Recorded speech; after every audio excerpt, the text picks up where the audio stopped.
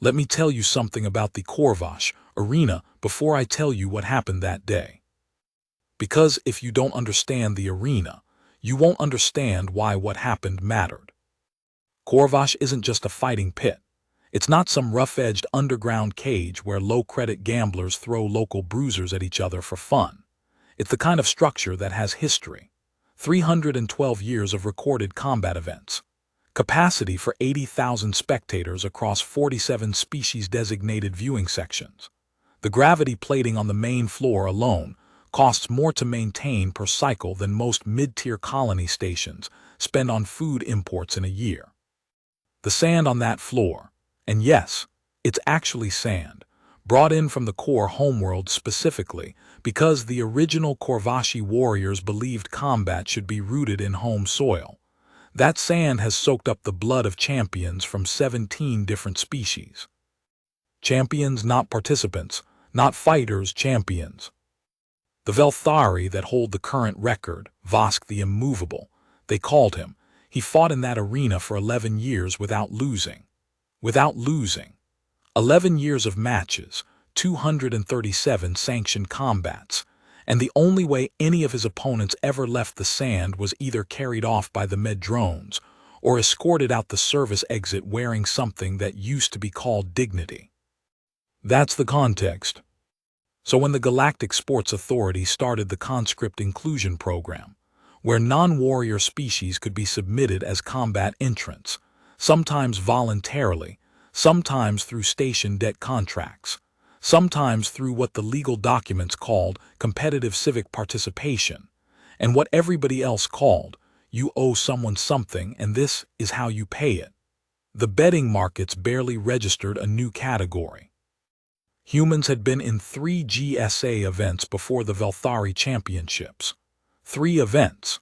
2 of those had resulted in what I'd classify as medical emergencies that the audience filmed for entertainment value.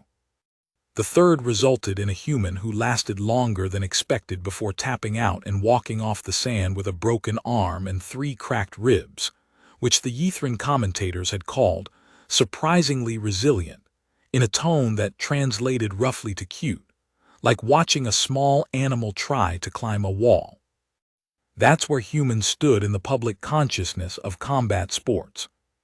So when the preliminary draw for the Velthari Championships went up and Specialist Conscript number 7, the human they'd logged under the Colsane Ironside was listed as a confirmed first-round entrant, the reaction in the station's betting halls was what I'd describe as amusement with commercial undertones. People weren't horrified. They weren't outraged.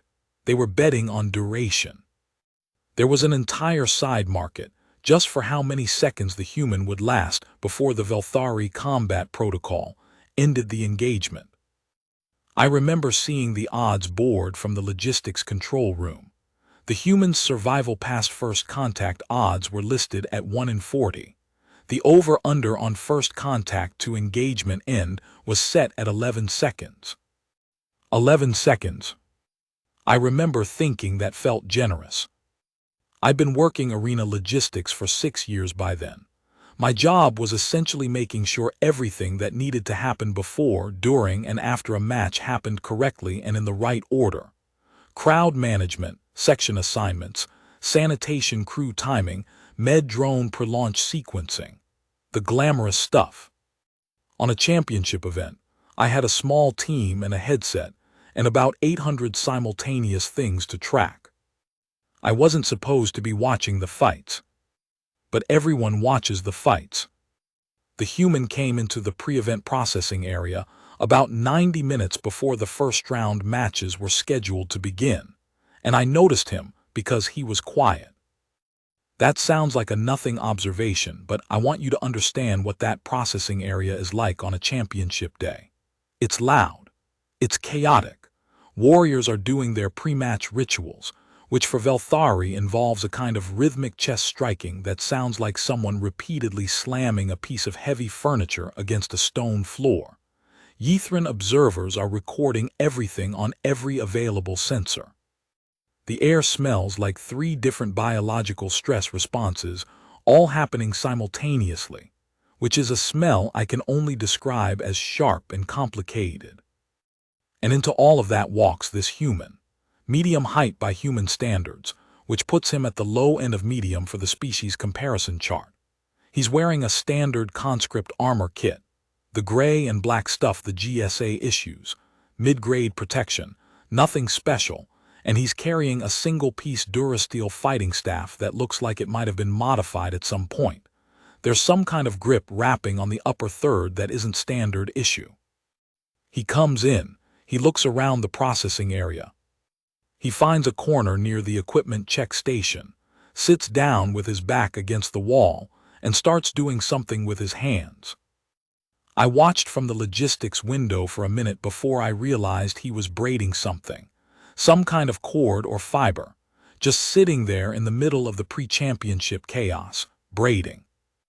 One of my floor team, a young Pelenax station native named Orev who'd never seen a human up close before, came over to the logistics window and looked down at the same thing I was looking at. "What's he doing?" Orev asked. "I think he's just waiting," I said. "He doesn't look scared," Orev said. And the strange thing was, he was right. The human didn't look scared. He didn't look calm in the way someone who doesn't understand a situation looks calm. He didn't look serene or blank or like he was pretending. He looked like someone who had made a decision already and was just waiting for the part where he got to act on it. I didn't know what to do with that observation, so I filed it away in the category of things that are interesting and probably don't mean anything, and went back to my pre-event checklist. I'd revisit that filing decision later. Match Q VLTHRI Championship Trials, Round 1. Match 1, Grav Class Open, Duration 04-17 Outcome. Competitor A Velthari Voskline Descendant, Victory by Submission. Match 2, Speed Class Open, Duration 02-49 Outcome. Competitor B Ythrin Enhanced, Victory by Points. Match 3, Strength Class Open, Duration 06-02 Outcome. Competitor A Core Native Arena Trained, Victory by Incapacitation. Match 4, Exhibition Multi-Species Demonstration, Duration 09-33 Outcome. No combat designation required, Audience Satisfaction Index 78%. Match 5, Conscript Division Bracket 1, Opening Draw. Entrant A, Conscript Combat Designation 7 Species, Human Call Sign, Ironside Weight Class, Light Modified Pre-Match Physiological Status, Nominal, Heart Rate, 62 BPM. Stress Hormone Markers, below baseline threshold for species type. Note from Automated SYSTEMS, pre-match stress markers for entrant A are unusually low, cross-referencing against Human Physiological Norms database. Result: this heart rate and hormone profile would be consistent with a resting human, not one preparing for combat. Flagging for medical review completed. Entrant A confirmed, no abnormality detected. Physiological status simply appears to be this human's normal pre-combat state. Flagging closed. Entrant B, Combat Designation Velthari 7C Species, Velthari Purebred Voskline 3rd Generation, Call Sign, KORRETH the Unbroken Weight Class, Heavy Natural Pre-Match Physiological Status, Elevated, Heart Rate, 112 BPM. Stress Aggression Hormone Markers, 340% above baseline, consistent with pre-combat arousal state. Crowd attendance AT Match 5 commencement, 71,400 recorded. Additional standing overflow, approximately 3,200. Arena capacity exceeded. Emergency seating expansion protocols activated in Sections 7, 14, and 29. Note: attendance spike between Match 4 and Match 5 is anomalous. Stadium was at 58% occupancy during Match 4. The 22% attendance increase in the interim period corresponds with the circulation of pre-match rumor information regarding Conscript 7's pre-match physiological readings, which were inadvertently broadcast through a malfunctioning secondary display board in the vendor corridor. Level 3. Audience came back in to watch a human enter the arena. Most of them expected a short match. Okay, so I want to say up front that I'm a vendor. I sell heat-formed protein packs and cold drinks out of a cart on Level 2. I'm not a combat analyst. I'm not a journalist. I'm just someone who was there. But I'm also human, and I think that matters for this testimony, so I'm mentioning it. I'd heard about the human conscript in the draw. Word travels fast on a station this size, especially in the vendor community, because we're everywhere and people talk to us and around us like we're furniture. I knew there was going to be a human in the championship conscript bracket. I knew his name well, his call sign. Ironside, dramatic. I appreciated that. I didn't go down to watch the match live. I had a cart to run. The protein packs don't sell themselves. But here's the thing about being a vendor on Level 2 during a championship event.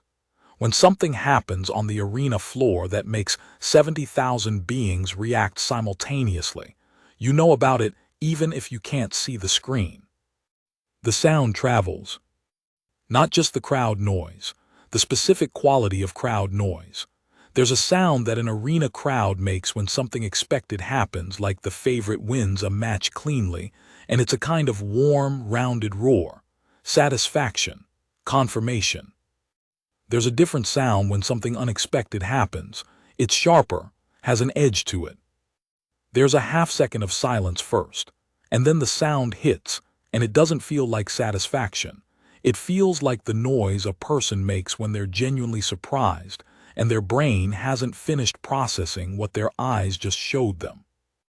That second kind of sound hit Level 2 during Match 5, approximately 4 minutes after the combat clock started. And then something happened that had never happened in the 6 years I'd been running a cart on the station. The arena went quiet. Not quiet like between matches quiet. Quiet like every single living being inside that structure stopped making noise at the same moment. I closed my cart lid. I left my cart, which I never do, and I walked to the nearest viewing corridor, which is against vendor regulations during active event periods, and I looked through the archway at the nearest secondary screen. And then I stood there and I watched, and I didn't say anything and I didn't move. Because I was watching something that I knew I would try to describe to people for the rest of my life, and probably fail every time. I should establish my credentials for this testimony, since I've been asked to provide it in an official capacity. I am a Ythran legal advocate specializing in interspecies treaty documentation and GSA regulatory compliance. I was at the Velthari Championship trials as a professional observer, tracking compliance with the conscript entry statutes, specifically whether the human entrance participation met the voluntary threshold required under the updated Galactic Compact provisions regarding sapient species conscription. I had a seat in Section 12, Row 3, good sight lines to the arena floor. I was, to be honest about it, primarily concerned with regulatory documentation. I had a recording device active and a compliance checklist visible on my personal display. I was not especially invested in the combat outcome. I want to be clear. I came in expecting to observe a brief match with possible regulatory concerns about conscript welfare, note any violations, and file a standard report. What I ended up filing was a 47-page document, 3 supplemental addenda, and a personal request to the Ythran Cultural Documentation Bureau to classify this event as a matter of historical record. Let me explain what happened. Korath the Unbroken entered the arena first. If you've never seen a purebred Voskline Velthari in person, I'll try to describe the experience. The Velthari are a combat-evolved species from the high-gravity world of Velthar in the inner systems, an environment that produced beings with dense musculature, reinforced bone architecture, and a combat instinct that isn't metaphorical, it's neurological. They are built, structurally, to fight. Their center of gravity is lower than most bipedal species. Their reflexes operate at approximately twice the speed of average sapient response times. Their pain tolerance is, by documented record, extraordinary. Korath was third-generation Voskline, which means he was specifically bred from combat stock. He stood at approximately 2.4 meters, carrying somewhere in the range of 380 kilograms of dense muscle over a bone structure that the Arena medical report would later confirm could withstand impacts that would kill most species outright. He entered the arena in the traditional Velthari way, which means he didn't walk, exactly. He came through the entry gate, and the movement had a quality to it that I can only describe as gravitational. Like watching something that was designed to displace everything around it simply by existing in a space. The crowd reacted. They always react to Korath. He had a 22-0 championship record and the kind of presence that makes audiences feel something in their bodies, not just in their minds. The roar from the sections populated by Velthari fans rattled the pressure plates in the viewing walls, and I say that not as a figure of speech. The sensor reading from the arena's structural monitor showed a 0.3% pressure shift in sections 4 through 8 during Korath's entrance. He stood in the center of the sand. He struck his chest in the Voskline pre-combat ritual, both fists, simultaneously, a sound like a concussive strike, and the crowd noise climbed another register. Then the other gate opened. The human came out alone. No ceremony, no entrance music, which competitors can request and most do, no pre-entry announcement beyond the automated system's match introduction. He just walked out. He was carrying his staff at his right side loose, the way you'd carry something when you're walking somewhere you've been before. His armor was the standard gray-black conscript kit. His face, I had a clear view from Section 12, was what I would describe as focused. Not tense, not afraid, not performing the absence of fear, the way some entrants do when they try to look calm and it reads in every line of their posture as effort. Just focused, like he was doing something he'd thought through and now was doing it. He walked onto the sand and stopped about 15 meters from Korath. He looked at the Velthari. He didn't look up, he didn't crane his neck, he just looked, and he shifted his staff from his right side to a two-handed grip, not an attack posture, just a ready posture, and he waited. The crowd was doing that anticipatory noise, that pressure-building sound that arenas make when something is about to start. Korath looked at the human the way you'd look at something you were trying to categorize. I've watched recordings since the event, slowed the footage down, studied the Velthari's face in those pre-combat seconds. His expression is not what I would call contempt. It's more like genuine puzzlement, like he was trying to find the threat assessment and couldn't locate one. The combat clock activated. The tone sounded. And Korath moved. I want to describe what happened next carefully, because the recordings exist, and I want my testimony to align with what the sensors captured, not what my memory has done to the event in the cycles since. Korath charged. That's the technical description. What it actually looked like was more like the arena floor accelerating toward the human with a massive biological projectile riding the front of it. Korath at full speed was not a thing most species could process in real time.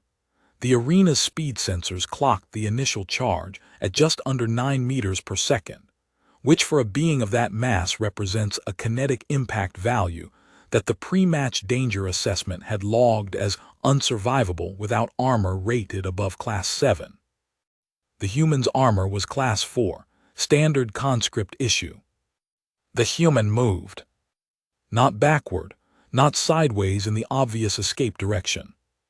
He moved at an angle, forward and lateral, simultaneously, which is a movement geometry that looks impossible when a large object is accelerating toward you, and which requires a specific decision process that happens fast enough to make the move practical rather than decorative.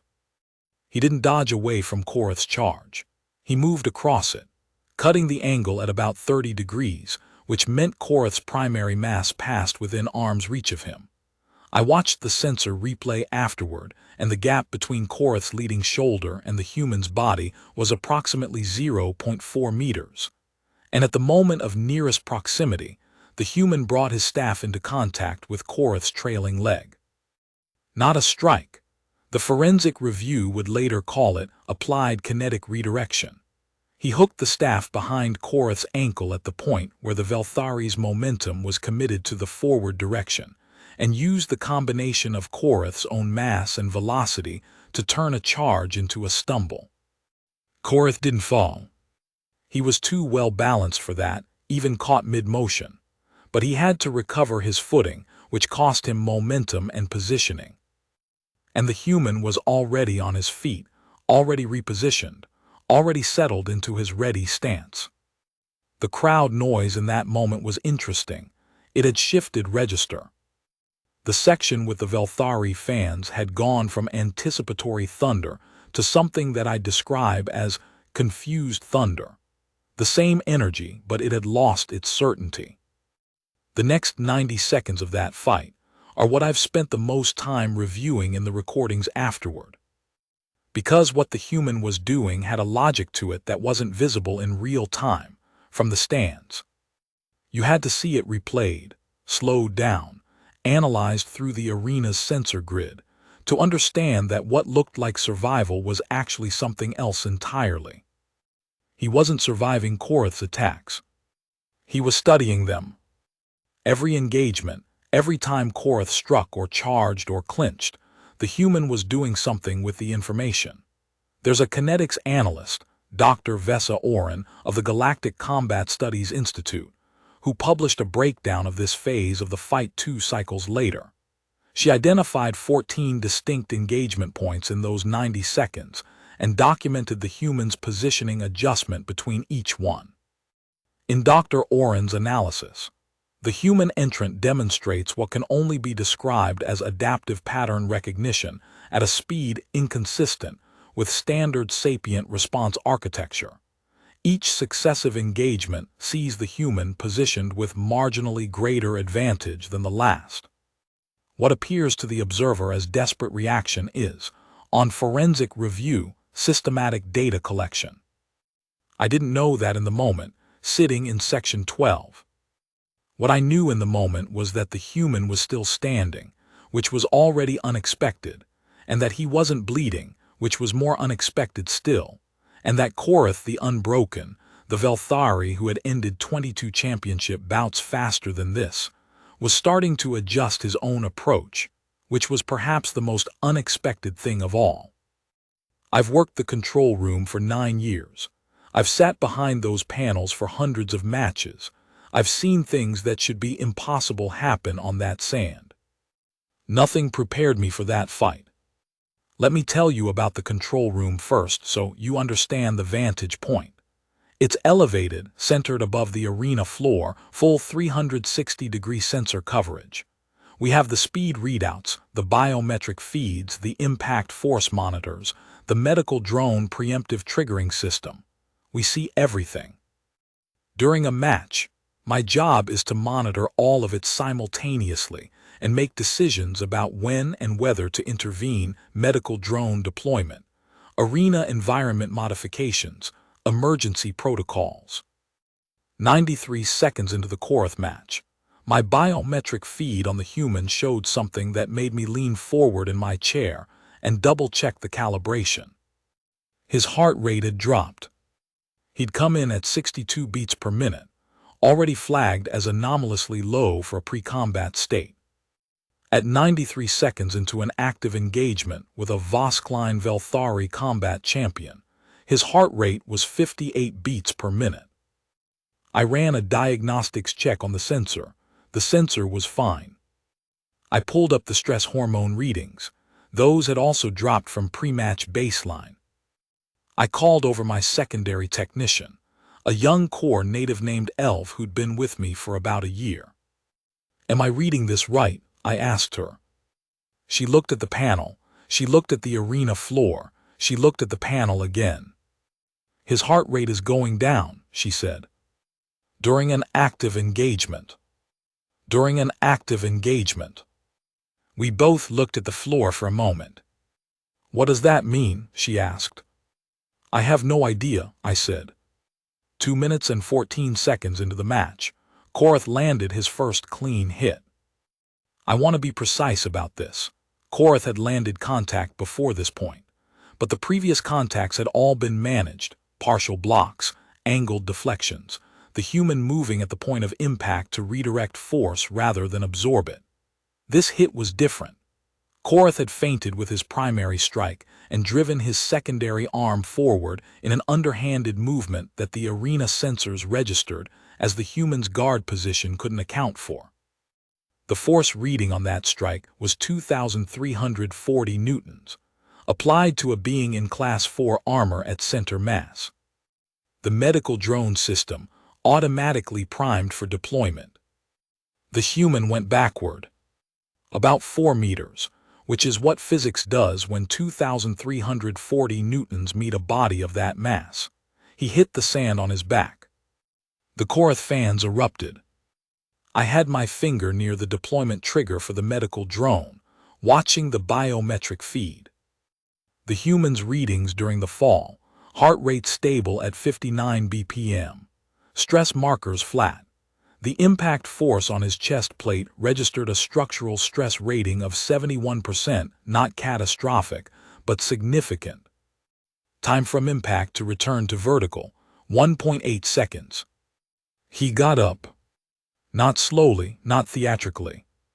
He just went from horizontal to vertical in under 2 seconds, the way you'd get up off a floor after sitting down on purpose, and he brought his staff around to ready position, and he shook his head once, not like he was dazed, more like a reset, and he looked at Korath. And then he said something. "The arena communication system. We have highly sensitive ambient audio capture on the arena floor for broadcast and record-keeping purposes. Picked it up clearly." He said quietly, to nobody in particular and to Korath specifically, in standard galactic common. "Okay, I've got it now." That's all 4 words. "Okay, I've got it now." I remember Elf turned to look at me when the audio came through the control room feed. She had the expression of someone who wasn't sure whether to laugh or be concerned or start preemptively filling out incident documentation. "What does he have?" she asked. On the arena floor, Korath had heard the words through the ambient pickup. The Velthari's biometric feed, which I was also monitoring out of professional habit, showed a microspike in his stress hormone markers. Small spike, maybe 12% above the level he'd been at. It was the first stress hormone movement I'd seen in Korath during the entire match. What happened in the next 3 minutes and 7 seconds I will attempt to describe factually, and I acknowledge that my factual description will probably sound like I'm embellishing it. I'm not. The sensor records exist, the recordings exist. Dr. Oren's published kinetics analysis exists. I'm telling you what the instruments showed. The human changed. Not physically. He was still the same size, the same weight, in the same armor, but whatever he'd been doing in the first 2 minutes, the mapping, the studying, the systematic information collection, that phase was over. What came next was application. He moved into the engagement instead of across it, not recklessly. The arena's AI would later identify his movement patterns as operating within what it called a calculated risk threshold, meaning he was taking angles that could get him hit, but which consistently created positional disadvantage for Korath at a rate that suggested the apparent risk was deliberate. In 2 minutes and 40 seconds, he hit Korath's dominant arm junction 7 times, same location each time, from 7 different approach angles. The arena's medical system on Korath's feed showed cumulative microstress building in that junction with each strike. None of the individual hits would have troubled a Velthari. The accumulation was another story. Korath was one of the best fighters I'd ever seen work that sand. He adapted. He covered the junction. He started driving forward more aggressively to negate the human's angles, trying to use his mass advantage as a blunt instrument to end the engagement. And the human stepped inside the drive. Inside the mass, inside the reach. Into the space where Korath's size became a liability rather than an asset. Because in that proximity, the leverage mathematics changed entirely. He took Korath's arm. Not with force. He didn't have the mass for force against a Velthari, but with geometry.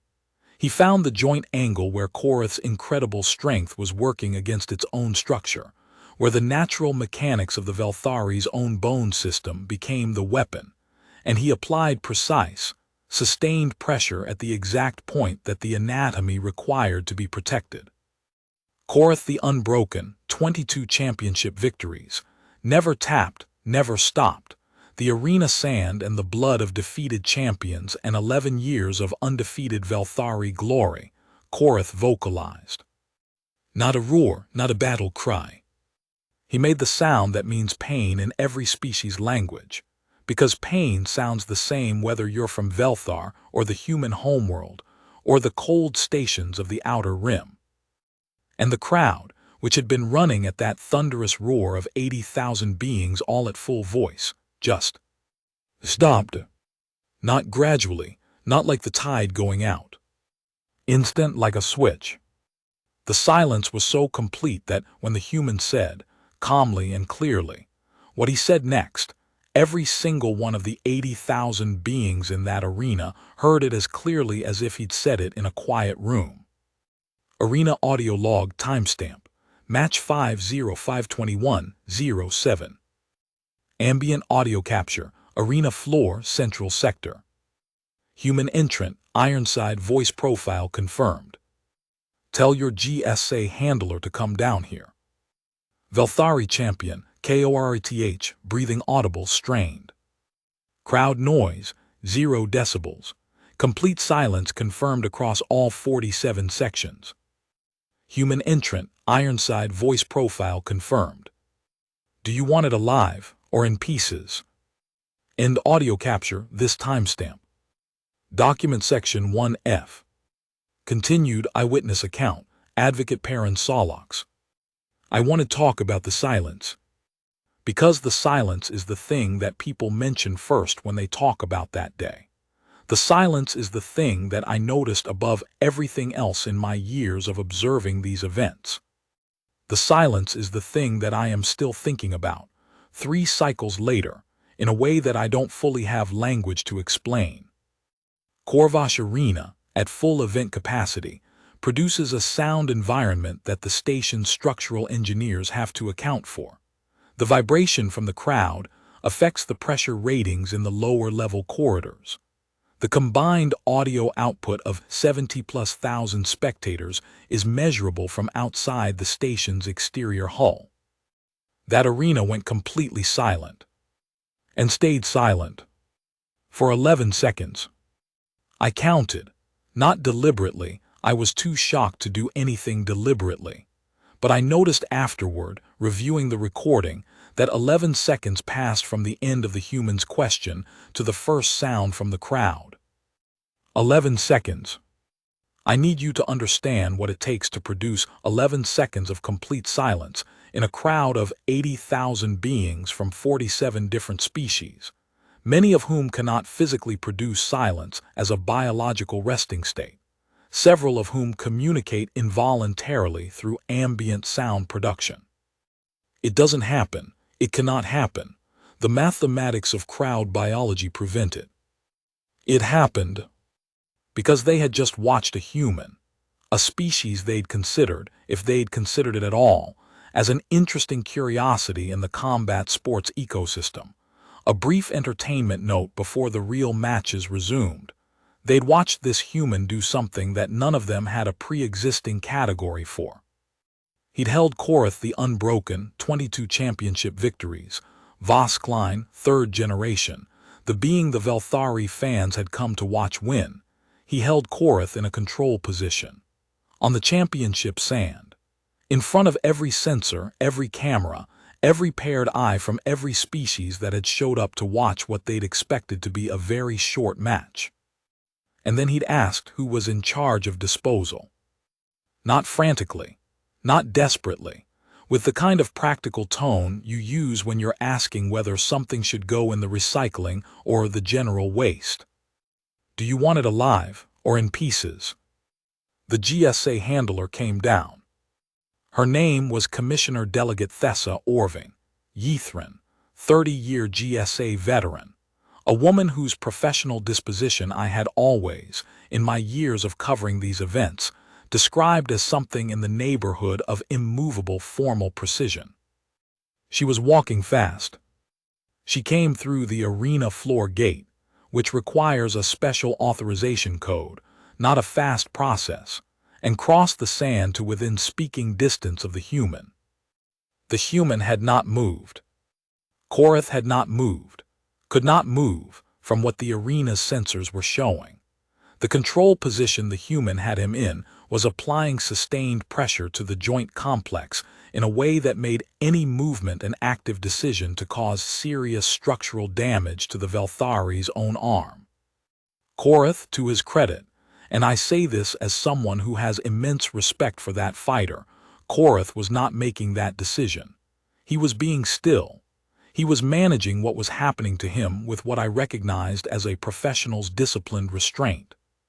Commissioner Orvin stopped 2 meters from the human. She looked at Korath. She looked at the human. The human looked at her. "Well," he said.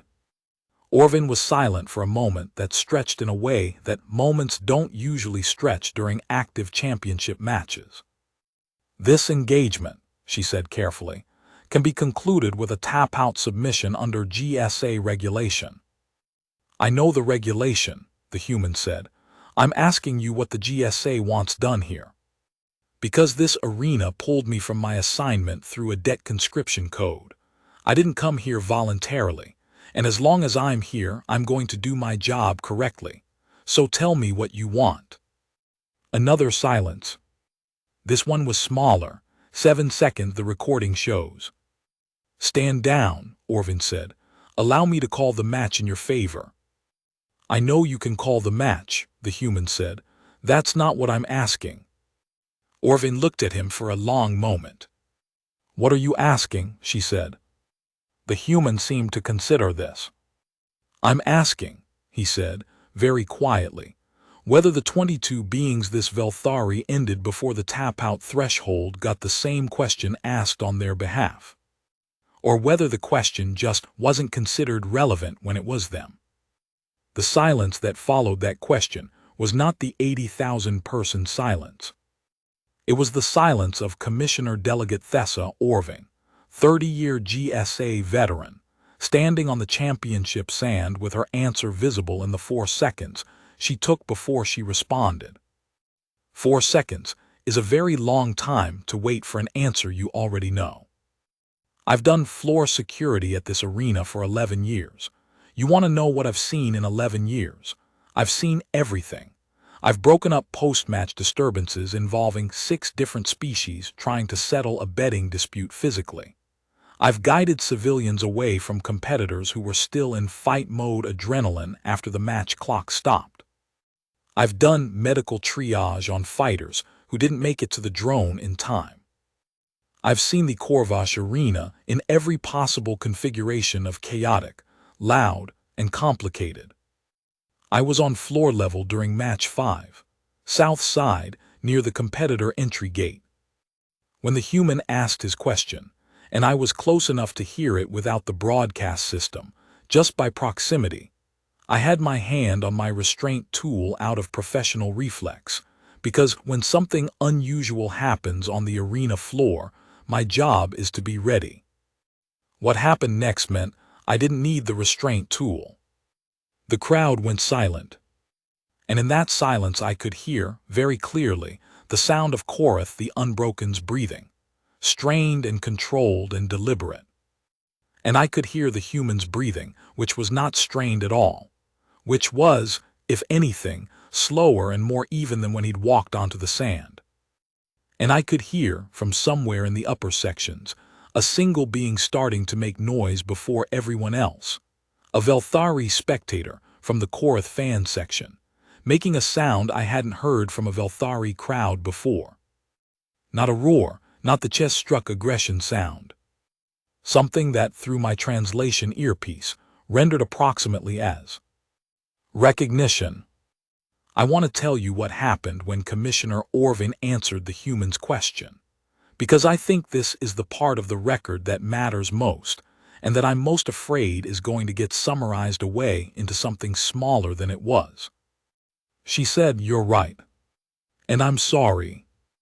That's it, 3 words, "You're right, and I'm sorry." From a 30-year GSA official, on the championship sand, in front of 80,000 beings, on the broadcast feed going out to 17 systems. And then she said, "Release him. The match is concluded. By my authority as Commissioner Delegate, this conscript contract is hereby formally annulled under Compact Provision 7C, grounds of procedural violation." The human held the position for another 3 seconds. I was watching his face from my floor position. I couldn't read the expression perfectly. Humans are more difficult to read than most species, which I've always found interesting given how emotionally expressive they're supposed to be. But what I thought I saw was something like, not satisfaction, not triumph. More like something resolving, like something finishing correctly that needed to finish correctly. He released Korath. He stepped back. He set his staff down on the sand. And he looked at Korath, looked at him directly, not with aggression, something else. And he said, in clear galactic common, "You fought well. That was a real fight. I needed that." Korath the Unbroken looked at the human. The Velthari was rubbing his arm slowly, where the joint had been under pressure. His expression was, "I don't have a word for it, that's quite right. There's a Velthari emotional register that my translation earpiece renders as revised assessment, and that's the closest I can get." Korath said in Velthari, which the broadcast system translated, "What are you?" The human picked up his staff from the sand. He thought about the question for a moment. Then he said, "Human, just a human." And he walked off the sand. Document Section 1H. Arena Systems Log continued. Duration 053118.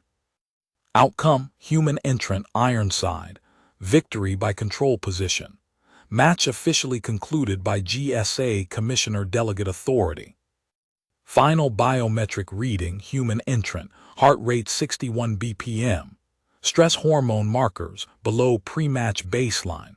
Physiological status consistent with resting state. Final biometric reading, Velthari Entrant, KORRETH, heart rate 108 BPM. Stress markers 280% above baseline. Structural stress detected in right arm joint complex. Medical assessment recommended. Crowd noise level at match conclusion. Initial silence followed by sound spike, recorded at 142 decibels. This is the highest recorded crowd noise event in Corvash Arena history, surpassing the previous record, Vosk Championship Final, cycle 4877, by 17 decibels. I've been asked to provide my personal account for the record. I'm going to do that, but I'm going to do it on my own terms, which means I'm going to skip the parts where I explain all my tactical decisions during the fight in forensic detail. Dr. Oren from the Combat Studies Institute has done that already, and she's more articulate about it than I would be. What I can add that she can't is what it was like from inside the sand. So, here's the thing nobody asks about. Before all of it, before the match, before the quiet, before Korath, before any of it. The braiding. Breck Salon mentioned it in his testimony. I know he mentioned it because I've read the compilation. The cord I was braiding in the processing area. He noted I seemed calm, and he categorized that as noteworthy. I wasn't calm. I want to be honest about that. I was managing something. The braiding is something I have done for a long time before things I need to be present for. Not because it's meditative, exactly. because it gives my hand something to track while my brain finishes what it needs to finish. Because if my hands are doing something automatic and tactile, my thoughts can move through the fear part faster and get to the other side. I was scared. Any person who tells you they walk onto that sand without fear is either lying or hasn't been paying attention to what the sand means. The Korath fight was real danger, real stakes. He could have ended me in those first 30 seconds if I hadn't committed completely to the angle-cutting strategy and executed it right. I'd studied Korath's fight records for 6 hours the night before, every available recording. Not just the wins, the moments in the wins where his pattern showed through, where his reaction sequence locked into a predictable chain. It was there. It's always there in any fighter, no matter how skilled. The thing they go to under pressure. The movement their body knows better than their mind does. For Korath, it was the secondary arm drive. He feinted high, read the guard response, drove low with the secondary arm. He'd used that combination 7 times across his championship record. Different contexts, different opponents, same sequence. I needed to get hit by it once to know the timing. So I let him hit me. That wasn't an accident. The clean hit at 2 minutes 14 seconds. I read the feint starting, I saw the sequence initiating, and I made a decision to take the impact rather than deflect it. Because I needed the exact force and angle of that secondary drive in my body, not just in my memory of the recordings. There are things your nervous system learns from impact that recordings can't teach. So I took it. Went back 4 meters, my chest plate was ringing. Took 1.8 seconds to get vertical again, which is slower than I would have liked. And then I knew what I needed to know. The rest of it, that was just physics, biology, geometry. The Velthari anatomy has the same joint vulnerabilities that any vertebrate skeleton has. The differences are in degree, not in kind. Greater structural strength means greater reliance on that structure, which means the leveraged weak points are actually more exploitable if you're precise, not less. It just requires precision that most opponents don't have time to develop during a match. I'd already developed it. That's what the first 2 minutes were for. The question. I've been asked about the question more than anything else. More than the tactics, more than the outcome, more than the conscript annulment. Do you want it alive or in pieces? Here's what I want to say about it. That question was not, I need to be absolutely clear about this, that question was not about Korath. The words were about Korath. The grammar was about Korath. But the question was for the GSA official, and the question was about all 22 of the beings that Korath's previous matches had ended. I'd read those records too. 14 of the 22 were conscripts, not volunteers. Conscripts from debt contract systems in the outer rim and the neutral station zones. Beings who got put on that sand not because they chose it, but because some administrative notation about their economic circumstances made them eligible for competitive civic participation. 14 of 22. I was number 15. So when I got Korath in that position, and I want to be honest that I wasn't certain I could get him there was nothing guaranteed about any of those 5.5 minutes. Any one of them could have gone the other way. When I got him there, I had a choice. I could tap out the match. Standard GSA conclusion. Conscript wins, contract reviewed, everyone goes home. Or I could use the position to ask the question that 14 conscripts before me hadn't had anyone ask on their behalf. Not to hurt Korath, not as a threat, not as drama for the crowd. To make someone in authority answer for something, on the record, in front of everyone. Commissioner Orvin answered. You're right and I'm sorry. 3 words. 3 words do not undo 14 conscript matches or the full weight of what that administrative system does to people. I know that. I'm not naive. But they're on the record now. That apology exists in the GSA documentation archive, broadcast to 17 systems, stored in the arena's official log. It exists. That's what I wanted. Someone asked me, one of the GSA documentation officials who interviewed me after, they asked if I'd planned the question from the beginning, before the match, before I even walked onto the sand. I thought about how to answer that for a while. What I said was, I planned to fight that match as well as I knew how to fight it. What I did with a good outcome if I got one, I figured that out on the fly. Which is not quite true and not quite a lie. The truth is closer to this. I was on that sand because a system put me there. And the system only works if nobody inside it asks the question out loud in a place where it has to be heard. I had a position where the question had to be heard. So I asked it. One more thing. Korath. After the match, after the official documentation, after Commissioner Orvin's annulment of my conscript contract, I stayed at Pelinax Station for 3 additional days dealing with the bureaucratic aftermath. During that time, I received a formal communication through the GSA's competitor correspondence system. It was from Korath. I won't reproduce the full text without his permission. But I'll say this. It was longer than I expected and more thoughtful than I expected, and the central question he asked was whether he'd known, whether he'd had access to the conscript records, the 14 matches, whether he would have competed differently. He said he didn't know the answer. He said he thought about that and didn't have an answer and found that troubling. I think finding it troubling is the right response. I told him that. I also told him that he fought a real fight, and I meant it when I said it on the sand. He's an extraordinary fighter. The match genuinely was the hardest thing I'd done in 7 years of combat training. He sent back one line. You are a strange species. I took it as a compliment. I have spent my career studying combat as an expression of species physiology, psychology, and cultural architecture. 31 years, more than 400 documented match analyses. I have examined beings who were larger, faster, stronger, and more physically specialized for combat than any human I've encountered in the data. I want to say something plainly in this addendum, because the academic language in the main report doesn't quite get at what I actually think, and I believe this archive deserves the unguarded version. What Rannick Devereaux did in that arena was not remarkable because it defied the physical odds.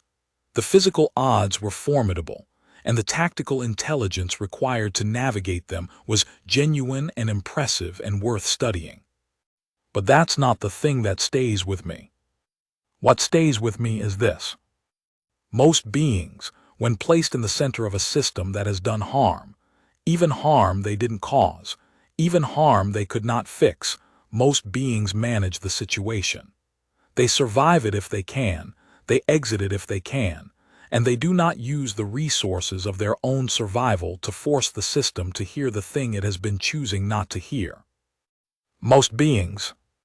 This human, this person, Rannick Devereaux, Coulson Ironside, Specialist Conscript number 7, the one they gave 11-second odds to on the betting boards. He fought a championship Velthari to a control position under live combat conditions, and then he used that position not to win more completely, not to extend the drama, not to demonstrate superiority. He used it to make someone answer a question. On behalf of the people who couldn't ask it themselves. I have studied combat for 31 years. I have a framework for understanding nearly everything that happens on an arena sand from a kinetics and physiology standpoint. I do not have a framework for that. I'm not sure one exists. What I know is that when Rannick Devereaux walked off the arena sand and the crowd made that sound, that 142 decibel, 41 species, sound that broke the Corvash record by 17 decibels, they weren't just responding to a tactical victory. They were responding to something older than tactics, something that doesn't have a clean name in the academic literature. I've been trying to put a name to it for 3 cycles now. The best I've managed is this. They were watching something that most of them had stopped expecting to see. a being who, when given power, used it for the people who didn't have any.